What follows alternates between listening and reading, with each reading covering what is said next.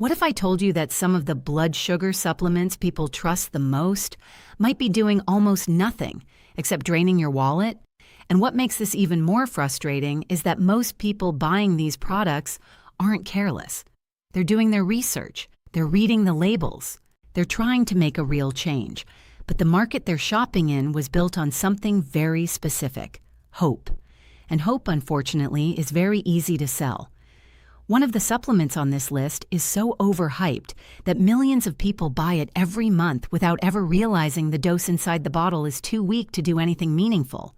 Another one has an ingredient on the front label that barely even shows up when you look at the actual formula. And one of them, and this is almost hard to believe, contains added sugar, a blood sugar supplement with sugar in it. We're going to go through all 5 today, not to scare you, not to sell you something better, just to give you the information that most marketing budgets work very hard to keep you from having. By the end of this video, you'll know exactly what to look for and what to walk away from. Number 2 might genuinely surprise you, and number 1 is where most people waste the most money without ever realizing it. Let's get into it. Before we get to the list, there's something almost nobody talks about, and it's the reason this problem exists in the first place. The blood sugar supplement industry is worth billions of dollars, and in a market that size, the goal of many companies isn't to give you the most effective product. The goal is to give you the most convincing product. There's a difference. And that difference lives in the language. Walk into any supplement aisle or scroll through any health website, and you'll see the same words over and over again: balance, metabolism support, glucose management, clinically inspired, doctor formulated. These phrases are carefully chosen. They sound meaningful. They imply results. But in most jurisdictions, they don't require clinical proof. A company can put glucose support on a label without demonstrating that their specific formula actually supports glucose in their specific product at their specific dose. The label becomes a story, and stories are powerful. A sleek bottle with a clean font and a confident claim creates an impression in your mind before you've even opened the cap. That impression does real work. It builds trust, justifies the price, and often prevents people from asking the question that matters most: what's actually inside, and how much of it is there? Because here's the uncomfortable truth: a good ingredient at the wrong dose is just an expensive decoration. And some of the most popular blood sugar supplements on the market are built around exactly that: impressive ingredient lists that fall apart the moment you look at the numbers. Some products look extraordinary on paper until you read past the marketing. And the first supplement on this list is one of the most popular in the entire category. Berberine gets a lot of attention, and honestly, some of that attention is deserved. The research on berberine is more substantial than most supplements in this space. Multiple studies have looked at its effect on blood glucose, insulin sensitivity, and metabolic markers. Some of those studies have produced results that serious researchers consider genuinely interesting. So the ingredient isn't the problem. The problem is what the supplement industry did with it. Because berberine became popular, it became a marketing anchor. Companies started putting it on labels, front and center, bold font, prominent placement, and building products around the name recognition rather than the effective dose. Most of the research showing meaningful results used berberine in the range of 900 to 1,500 milligrams per day, typically split across multiple doses. That's not a small amount, and it's not cheap to manufacture at that level. So what do some brands do instead? They create a proprietary blend, a mixture of several ingredients where the individual quantities don't have to be disclosed. Berberine is in there. It says so on the label, but the total blend might be 400 milligrams, and berberine might represent a fraction of that. You're buying the name, not the dose. There are legitimate berberine products on the market, high-quality formulas that disclose their dosages clearly and deliver amounts consistent with the research. Those exist, but they don't always win the marketing battle against a prettier bottle with a vaguer promise. The rule is simple. If a berberine product doesn't clearly state how many milligrams of berberine are in each serving, That silence is telling you something. And the next one on this list might actually be worse. This one almost sounds like a joke, but it isn't. Cinnamon has a legitimate place in the blood sugar conversation. Several studies have explored its effect on fasting glucose and insulin sensitivity, particularly with Ceylon cinnamon, which is the variety most associated with potential benefit and considered safer for regular use. So there's a reasonable scientific foundation here. Not extraordinary, but real. And then someone decided to turn cinnamon into a gummy. Gummies are a brilliant marketing format. They feel approachable. They taste good. They remove the psychological barrier of swallowing a large capsule. They appeal to people who find traditional supplements off-putting, and they photograph beautifully for social media. The problem is that gummies require a binder to hold their shape. They need texture. They need taste. And making them palatable often involves added sweeteners, including, in many products, added sugar. Let that sit for a moment. You are taking a blood sugar supplement that contains sugar. Now, the amounts involved are often small, but the principle matters. Someone who is actively managing their blood glucose response to food is being sold a product that adds to their sugar intake while promising to reduce it. Beyond the irony, there's the dosage problem. The research on cinnamon's potential effects typically uses amounts in the range of 1 to 6 grams per day. A typical cinnamon gummy delivers somewhere between 100 and 500 milligrams, if that, which means even in the most optimistic interpretation of the science, the dose in most gummy formats isn't getting anywhere close to what the studies used. You're paying a premium for a pleasant experience. That's not the same as paying for a result. But wait until you hear about number 3. Whenever you see the words proprietary blend on a supplement label, pay close attention. There is a legitimate reason for proprietary blends to exist. If a company has genuinely developed a unique combination of ingredients in specific ratios, and that combination represents genuine innovation, protecting those ratios from competitors has some logic to it. That's the generous interpretation. The less generous interpretation is that proprietary blends are a highly effective way to hide how little of each ingredient is actually in the product. Here's how it typically works. The label shows a blend, something like Advanced Glucose Support Matrix, with a total weight of 500 milligrams.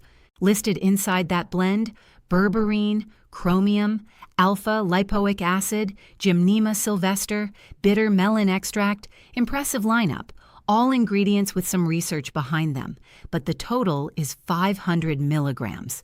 Shared across 5 or 6 ingredients, berberine alone needs several hundred milligrams to approach therapeutic territory. Gymnema sylvester studies have used 400 milligrams or more.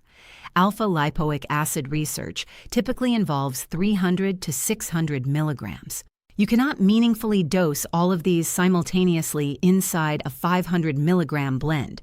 What you get is a label that looks comprehensive, a formula that reads like it covers every angle, while delivering none of its ingredients at a dose that would replicate what the research actually studied. The front of the bottle says, with berberine. It doesn't say how much. Sometimes the ingredient on the front label is barely inside the bottle, and one supplement category is exploding online, right now for reasons that have very little to do with science. Just because a famous face promotes something doesn't mean it works. This might seem obvious when stated plainly, but the psychology of celebrity endorsement is sophisticated and well studied, and it works far better than most people would like to admit. Even people who know intellectually that a celebrity is being paid to promote a product still experience a measurable shift in trust when they see a face they recognize attached to it. The blood sugar supplement market has learned this lesson well. Over the last several years, a wave of celebrity-endorsed blood sugar products has entered the market. Doctors with large social media followings, television personalities with health-adjacent audiences, fitness figures who have pivoted to metabolic wellness, and in some cases, people whose primary qualification for promoting a blood sugar supplement is that they are very recognizable, and their audience skews toward the demographic most concerned about metabolic health. The formula is usually the same, a premium price point, often 2 to 4 times the cost of comparable products, justified by the association with a trusted or aspirational figure. A generic underlying formulation that, when examined, isn't meaningfully different from dozens of cheaper alternatives, and an aggressive marketing presence that follows you around the internet once you've clicked on one ad. What's actually inside these products? Often, the usual suspects: berberine or a subdosed version of it, chromium, cinnamon extract, gymnema, perhaps some alpha-lipoic acid. Occasionally something more exotic with a dramatic-sounding name and minimal peer-reviewed research behind it. The formulas aren't always bad. Sometimes they're fine. But fine formulas don't justify triple the price. You're not paying for better ingredients. You're paying for the face on the bottle and the production budget of the campaign that sold it to you. The real waste isn't just the money. It's the misplaced trust. And number one is where people waste the most money of all.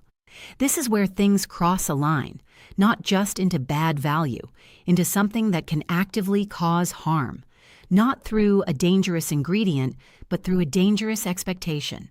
The one pill fixes everything category of blood sugar supplements is built on a premise that no serious scientist, physician, or registered dietitian would endorse, that a single supplement, taken without meaningful changes to diet, activity, or lifestyle, can meaningfully and durably resolve blood sugar dysregulation. The products in this category often have dramatic names. They use language like restore, reverse, reset, normalize. They feature testimonials from people who describe dramatic transformations attributed almost entirely to the supplement. They imply, sometimes without stating it directly, that medical intervention, dietary change, and lifestyle management are optional. They are not optional.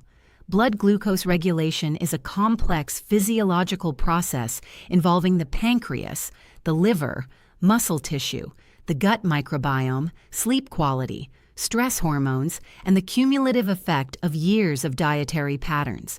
No pill addresses all of those systems. No capsule reverses what took years to develop. No proprietary blend replaces what a consistent change in eating habits, physical activity, and, where medically indicated, appropriate medical management can accomplish. The danger isn't just wasted money, though these products are often expensive. The danger is delay. The person who spends 6 months hoping that a supplement will handle the problem is a person who spent 6 months not making changes that might have actually mattered. Supplements, even genuinely good ones, work best as additions to a solid foundation, not substitutes for it. No serious supplement replaces medical care. No serious supplement replaces healthy habits.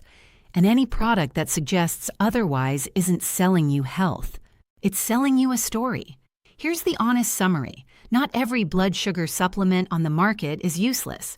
Some ingredients have legitimate research behind them. Some formulas are transparent about their dosing. Some products are priced fairly and deliver what they claim. But the market as a whole rewards marketing over formulation. It rewards beautiful packaging over rigorous dosing. It rewards the name of a popular ingredient over the amount of that ingredient actually in the product.